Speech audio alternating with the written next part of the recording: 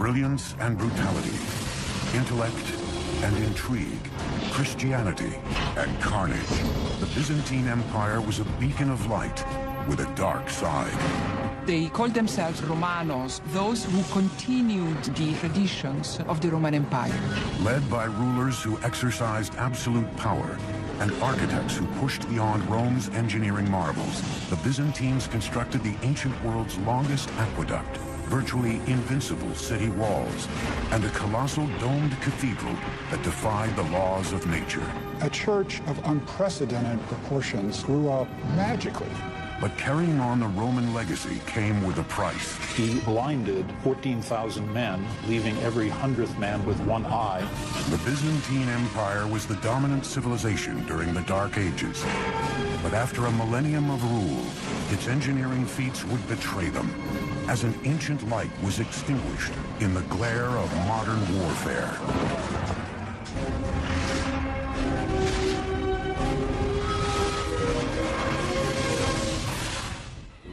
Hi, I'm Peter Weller.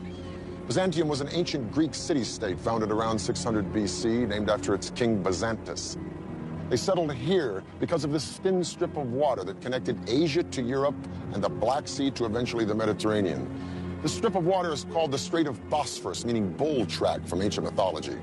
Byzantine today means scheming or old or devious. But during its 1100 years, the Byzantine Empire would not only be the savior to the Western world's profound heritage of law and literature, but it would put Christianity on the fast track, and along the way give us the artisans and builders and craftsmen who would eventually light up the Renaissance right into the 21st century. And all of this would happen under the auspices of a single emperor named Constantine, who of all of the fakers and charlatans that history has coughed up to steal the moniker the Great, Constantine really deserved it. November 8, 324 AD. After 2 decades of bloody civil war, the Emperor Constantine has finally seized sole control of the entire Roman Empire. He is a leader with a vision, a brilliant strategist, and a man without limits.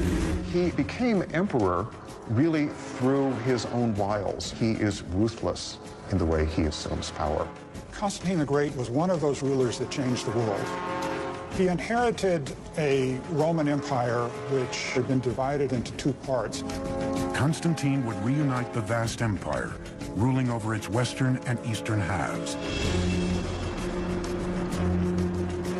He was a very astute politician, and he was faced with the problem of both administering and of managing this enormous realm. Just 6 weeks after ascending to the throne, Constantine journeys to the edge of the empire, to a remote spot in modern-day Turkey. Constantine took a spear and traced the outline of the city in the dirt. His entourage was somewhat amazed at the extent to which he intended to build the city. He is said to have commented, "I will go as far as until he who leads me stops." That line would become the boundary of the empire's great new capital, Nova Roma, New Rome. And from that sketch would rise a glittering city in the center of a great new empire. The city would come to be known as Constantinopolis, Constantine's city.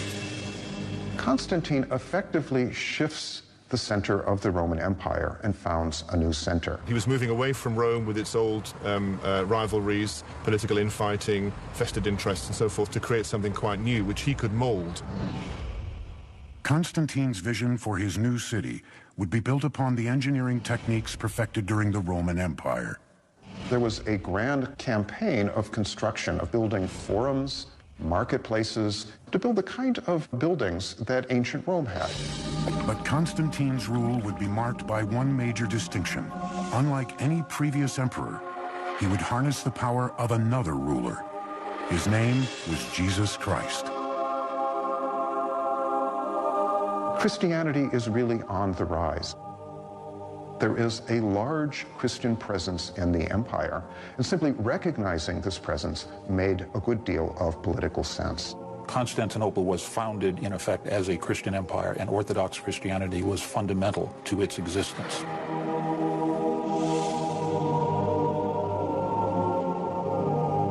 Now, we have to remember that even though Constantine was venerated by Christianity, he's still an emperor. In other words, a dictator who's not only killed his son, his stepson, but also his second wife, all on the same trip to Italy. So if the boy wants a city, he's going to get a city and not take no for an answer.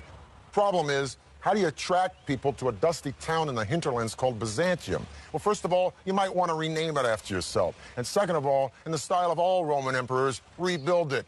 If Constantine could rise out of the grave today and see the success story of Istanbul, population 12 million, 2 million tourists a year, he'd probably faint. Because in 337 AD, when he dies, not only is the city half done, but he's got a big problem. Bulging population, one little provincial aqueduct in a city surrounded by sea. So there's water everywhere, but not a drop to drink. By the mid-4th century, the city was dying of thirst.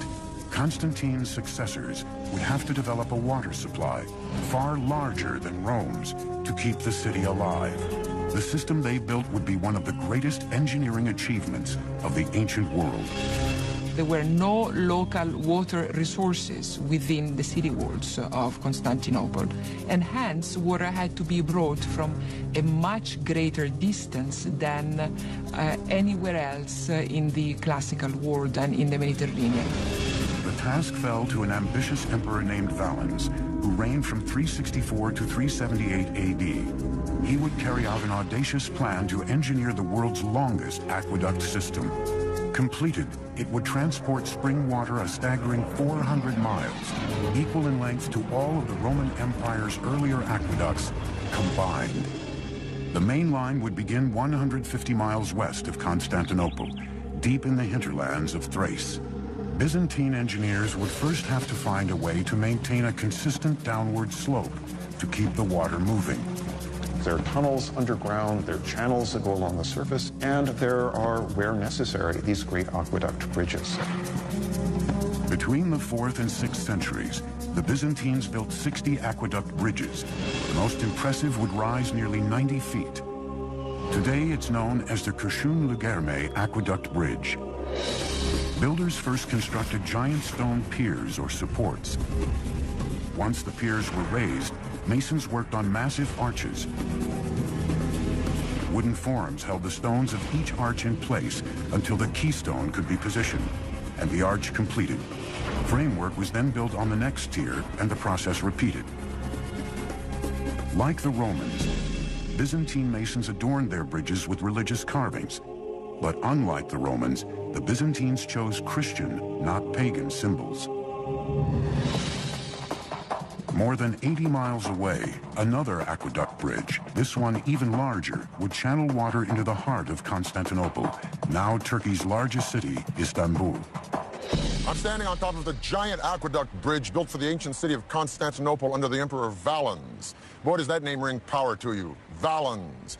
Now, the entire aqueduct span is 150 miles, but just this section between two hills in Constantinople is 11 football fields long, and boy, did it take care of the city's water problem. But it not only took care of the water problem, just as we've seen in all of the empires, if you want to make a political statement with a public work, you build it big. However, getting the water to Constantinople was only half the battle. Once in the city, the water had to be stored, but vacant land was scarce. Byzantine engineers answered the challenge by building an underground storage system more elaborate than anything else in the ancient world.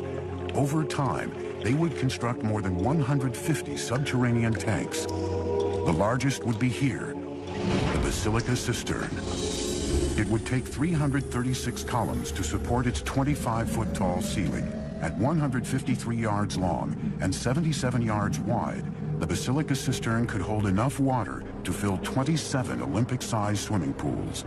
Engineers built the underground storage tanks in troughs between the city's hills, an ingenious solution that not only made use of the lowland, but also provided a flat building surface on top. The cisterns enabled the city to be provided continuously by water, even in the summer when it wouldn't rain that much and there'd be merely a trickle coming down from the aqueduct. With its vast underground water storage system, Constantinople's population swelled to an extraordinary size for an ancient city. By the end of the 5th century, the population of Constantinople was approaching the 500,000 mark. No other city in Western Europe came even close. It was a city that was legendary, even for people who had never set foot in it. But far away on the steppes of Mongolia, a tidal wave is about to engulf Europe. The surge would be led by a man named Attila, and his army would soon be at the gates of Constantinople. It will take a brilliant feat of military engineering, the greatest defense system of antiquity, to save the city. St. Nicholas, the original Santa Claus, was a bishop in the Byzantine Empire. During the 4th century, he was known for secret gift-giving. 410 AD, Rome has fallen to Germanic tribes called Visigoths. Roman citizens fled eastward to the safe haven of Constantinople. But it was only a matter of time before a savage horde, hell-bent on destruction, would come knocking. They were called the Huns.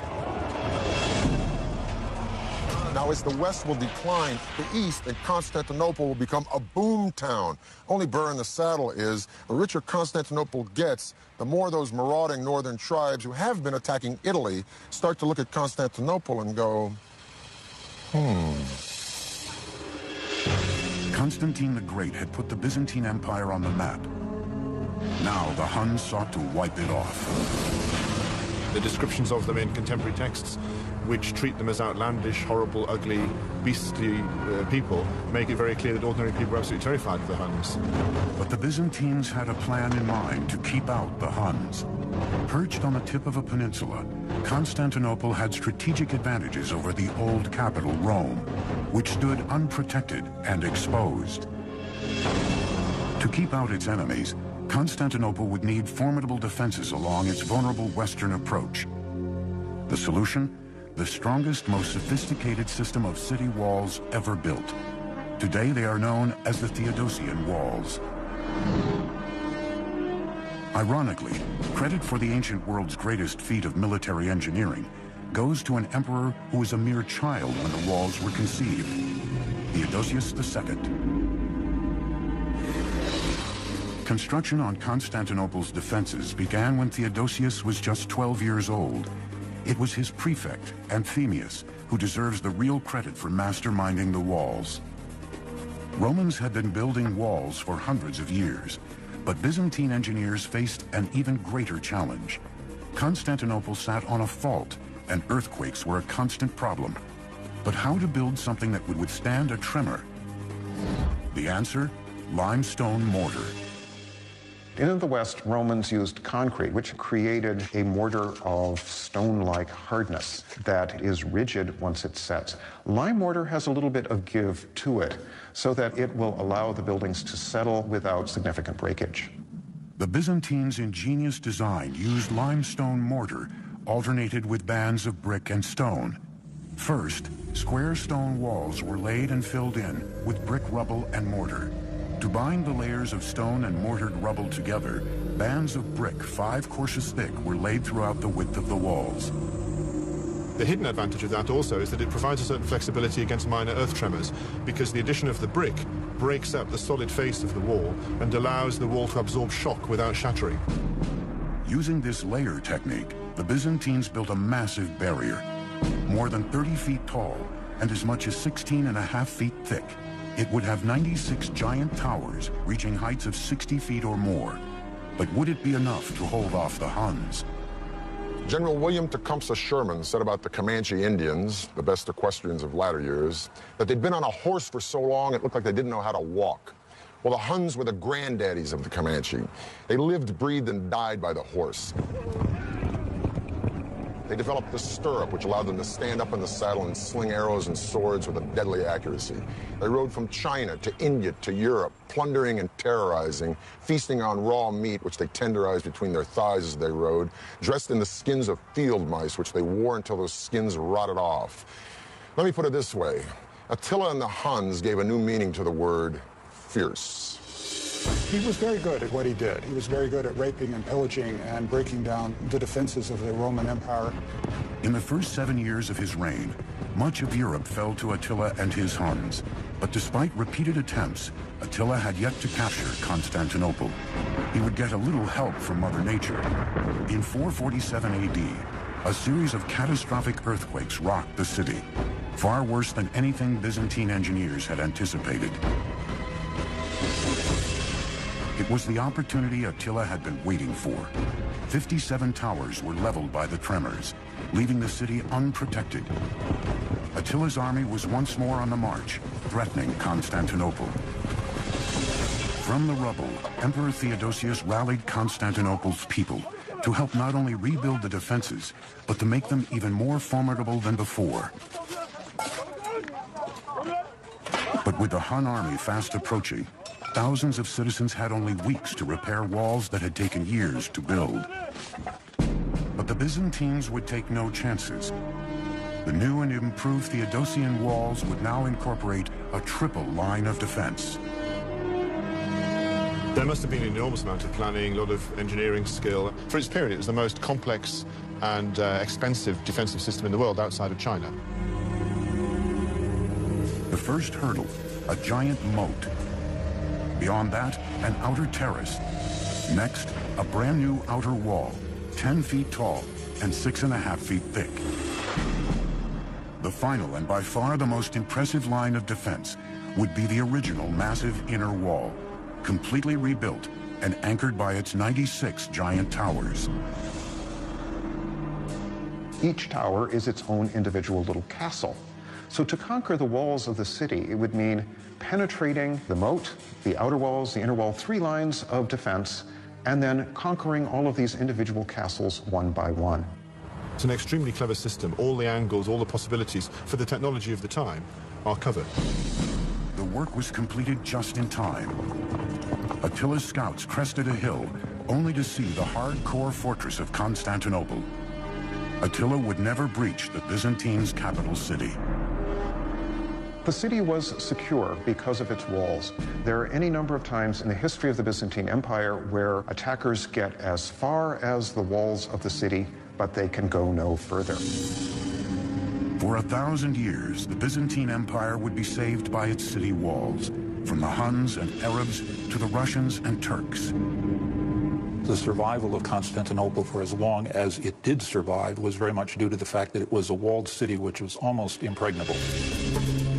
With the completion of its land barrier, Byzantine engineers next sought to protect the city from waterborne threats. Their solution was ingenious and highly effective. A giant chain, one of the biggest ever built. Byzantine blacksmiths first forged a massive iron chain, roughly 5 football fields in length. An estimated 750 links, each measured 2 feet. The links would float on wooden logs. The Byzantine navy could drag the chain across the Golden Horn, cutting off the harbor. Finally protected from its enemies, Constantinople cashed in. The walls of Constantinople were so thick and so large and so successful because they had to be. Constantinople was extremely rich, and it's like a bank with a very significant vault. It was the richest city in the world. Nearly all the world's most important trade routes intersected at the city. Wealth from as far away as Egypt, China, and Russia all passed through the Byzantine capital on its way to the west. But with money pouring into the empire, enemies began to storm the countryside, looking for the spoils.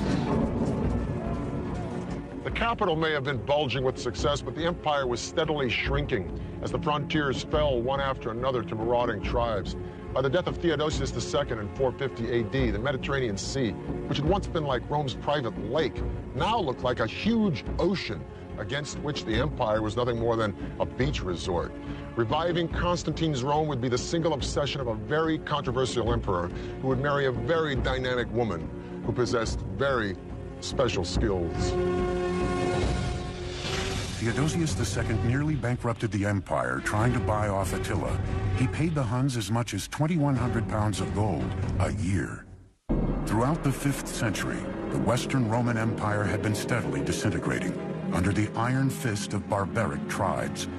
In 476, the last Roman emperor abdicated the throne. To many, the Roman Empire had finally fallen. But did it really fall? Because at the same time, here in Constantinople, the Eastern Empire is thriving. It's prospering. And in 527 AD, an emperor named Justinian comes to the throne, who's not only completely committed to recodifying all of Roman law, he's bent on reconquering Constantine's empire. Justinian I ruled during the Byzantine Empire's golden age.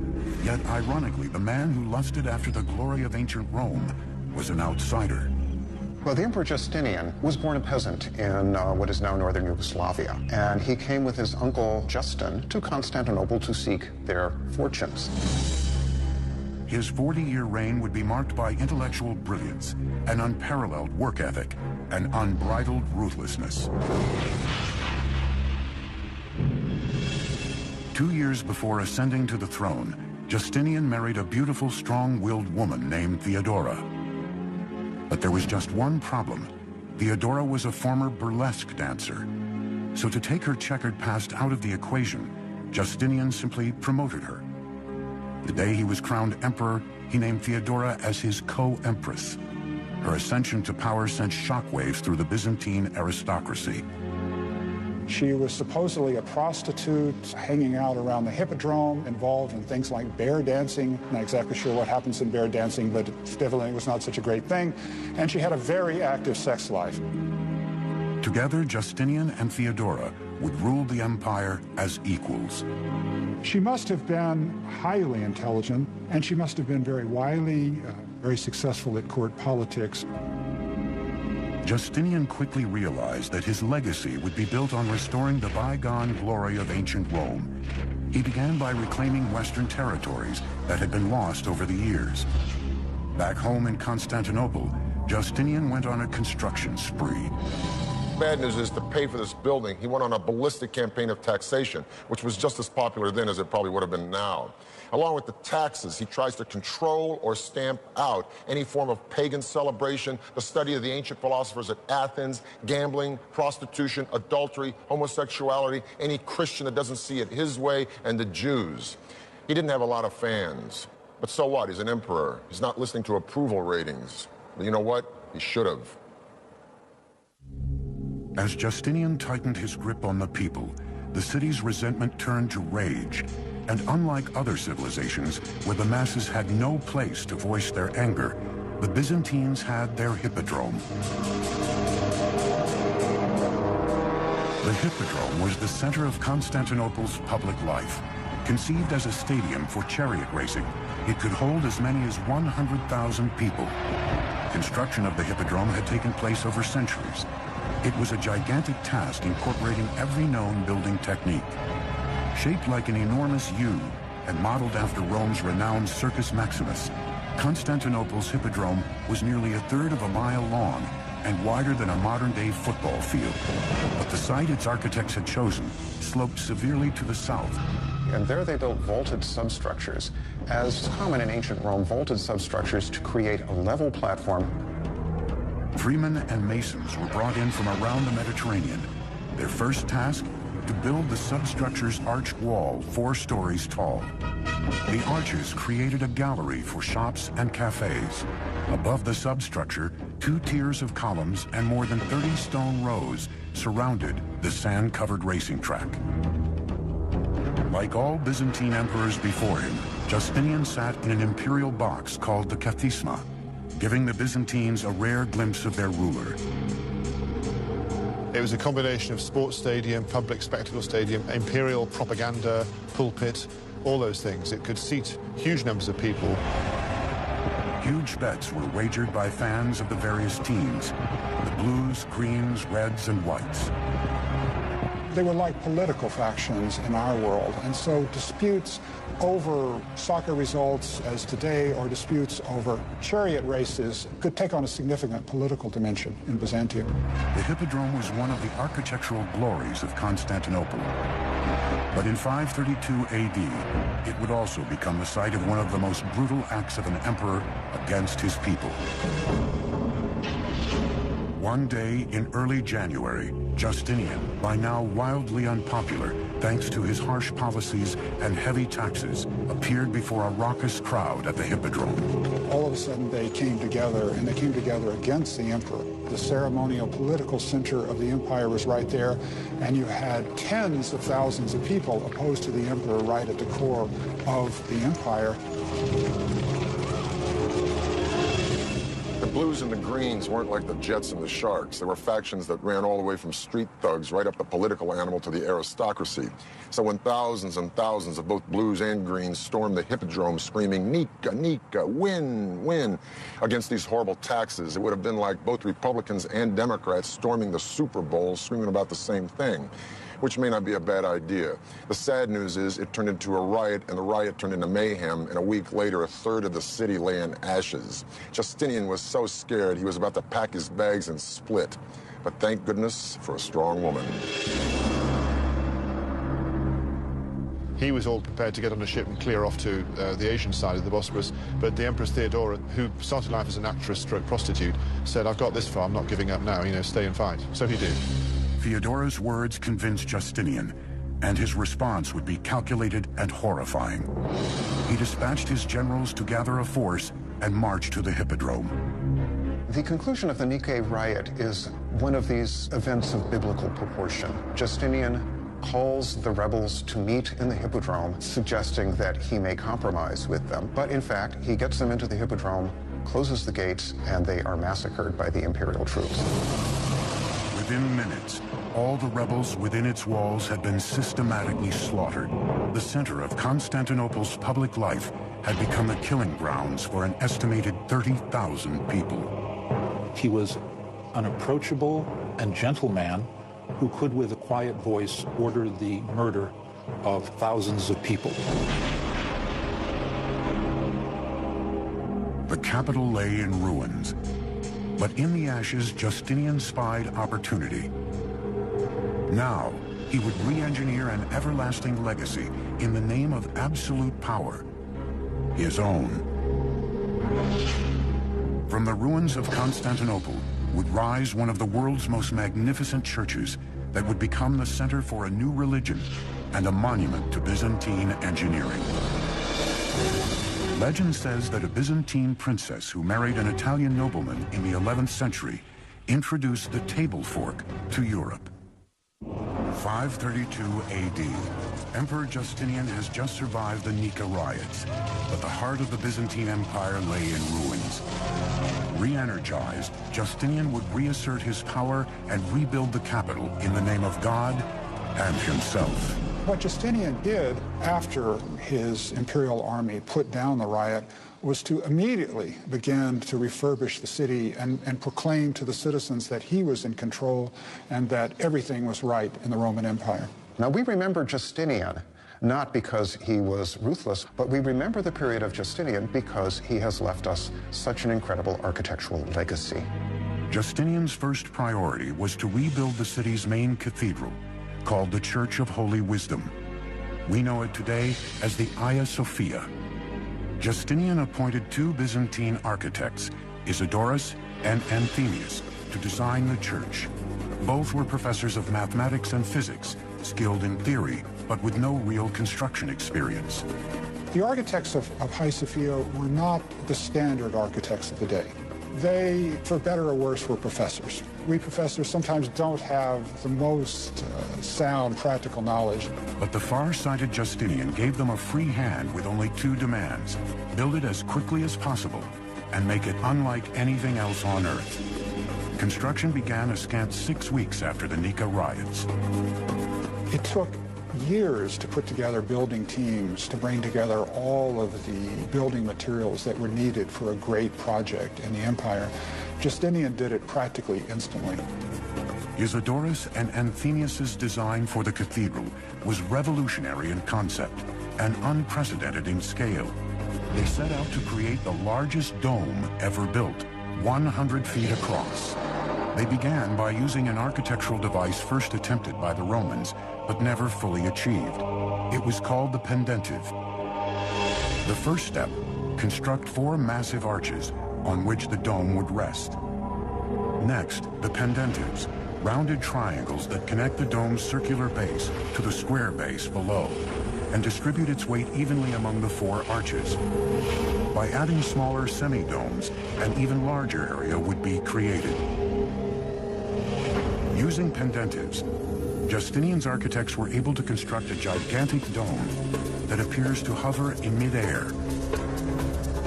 The dome rises 184 feet, 30 feet taller than the Statue of Liberty. The nave over which the dome hung would be a massive open space measuring 229 feet by 245 feet. There were 100 teams of workmen, each with 100 men, with half of them working on the north side of the building, half of them working on the south side of the building, and competing to create the great building. A church of unprecedented proportions grew up magically, almost magically, faster than any kind of construction at that time on that scale. Hagia Sophia was dedicated in 537 AD, less than 6 years after the first stones were laid. Justinian was very proud of his church, as he should be. It was a great idea. It was a great conceptual plan. The implementation of that plan, the actual structure, was risky. A more experienced or pragmatic builder would have seen that trying to build a dome of this size with the materials given in a short amount of time would have been dicey at best. Before the construction was even finished, the four piers hold up the arches started to buckle and collapse. 20 years later, an earthquake happens, boom, whole dome comes in. Now, Isidorus the Younger, the nephew of the original Isidorus that built it, addressed the flaws in the dome, had to reconstruct it. One of the flaws, most important one, is that he raised the pitch of the dome because more vertical load of a higher dome will drive the weight into the ground, which is good support. A short, squatty dome with horizontal load drive the weight sideways, and kaboom, the dome falls in. So Isidorus raises the dome 21 feet, boom, and voila, you got the dome you see today. Hagia Sophia was known for more than just its novel design. Even the columns were elaborately adorned with monograms of the emperor and his empress. We are never allowed to forget that this is the great achievement of Justinian and Theodora. Emperor Justinian had created a centerpiece for Christianity and further solidified Constantinople as the capital of the Christian world. He got an architect that was going to make a grand statement, and a grand statement was made. The largest church in Christendom, the greatest dome space in the world until the Renaissance. He got a building that dwarfed any of the great baths of ancient Rome or any of the great temples of the ancient world. By the end of his reign, the Byzantine Empire had grown to its greatest size, encompassing Syria and Palestine, Asia Minor, Italy, Greece, and southward throughout North Africa and Egypt. But the Byzantine people would pay the price of expansion. Justinian's near-constant military campaigning, combined with his zeal to rebuild Constantinople, virtually bankrupted the Byzantine Empire. The empire really never recovers from the megalomania of Justinian. It's perhaps fitting that the dome of Hagia Sophia collapses. It's as if Justinian, as he is overextending the political boundaries of the empire, he's also overextending the architecture as well. For 3 centuries after Justinian's death, a series of emperors would rule over a shrinking empire. But through the chaos, Constantinople stood secure, and in the 10th century, the Byzantines would once again rise in a blaze of military glory, led into battle with fearsomely engineered weapons and by the finest military mind ever to wear the crown. According to legend, Constantinople boasted a collection of sacred Christian relics, including the True Cross and John the Baptist's head.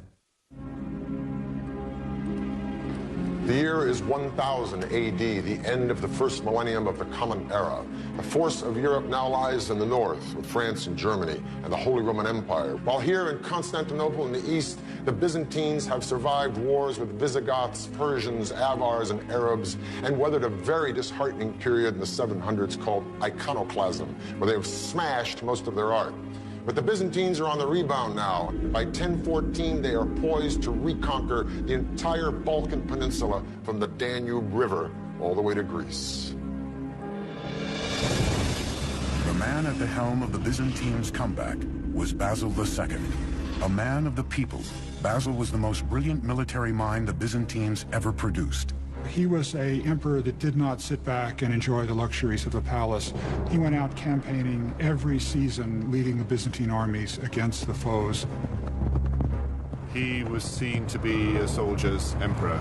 But there's no doubt he ranks as a highly competent, very able, very intelligent, very versatile military leader, as well as a good ruler. Basil's greatest enemy was Tsar Samuel, who ruled Bulgaria, a Slavic kingdom vying for control of the Balkan Peninsula. In 986, a decade into his reign, Basil suffered a devastating defeat at the hands of Samuel's army. The first time he marched north, he was only 18, I think. He might have been a bit younger. And he walked into an ambush, basically. Humiliated, Basil swore revenge on the Bulgarian nation. That revenge would take a quarter-century to unfold. In the meantime, his defeat emboldened his Byzantine rivals. After crushing a series of revolts within his empire, Basil turned his attentions outward to restoring lost imperial lands. Determined to regain Byzantine's glory, he had ordered his engineers to design a new model of a deadly siege weapon, the trebuchet. The trebuchet's design was based on simple principles.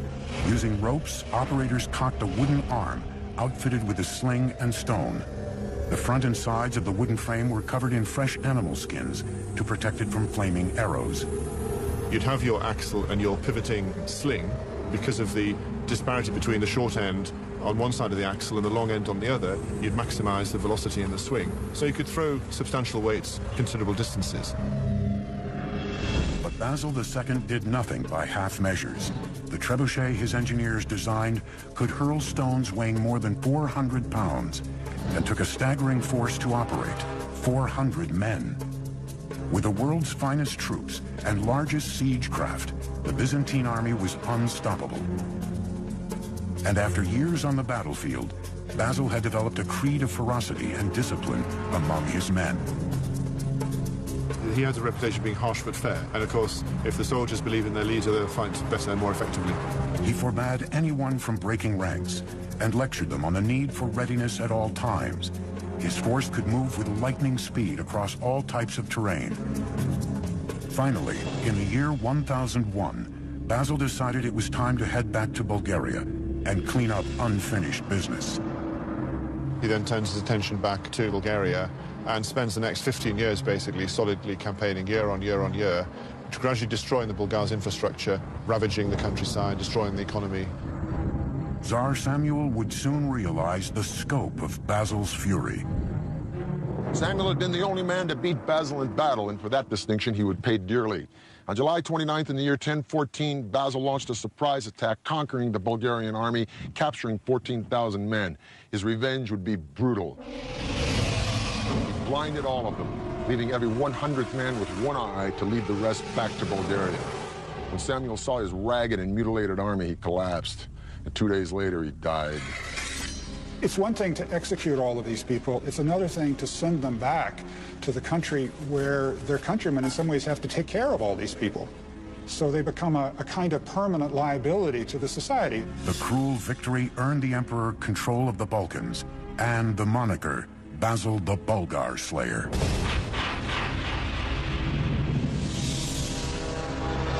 In 1025 AD, when Basil died, the Byzantines were at the pinnacle of their power, but the empire was left rudderless and vulnerable to struggles within.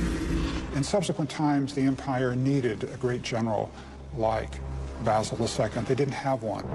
In 1453, the Ottomans unleashed a new weapon on Constantinople's mighty land walls.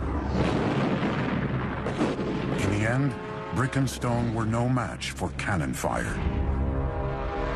Gunpowder and cannon changed the rules of war. Byzantium, Constantinople was built for a system of fighting that was obsolete by the 15th century.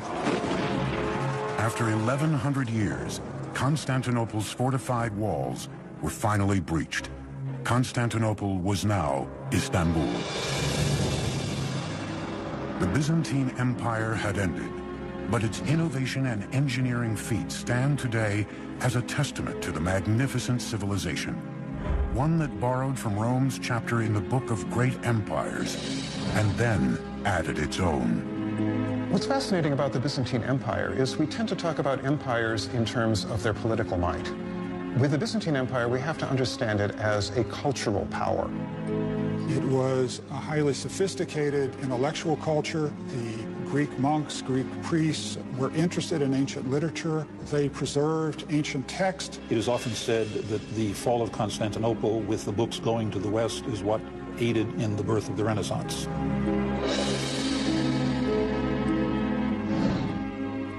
Constantinople had built magnificently.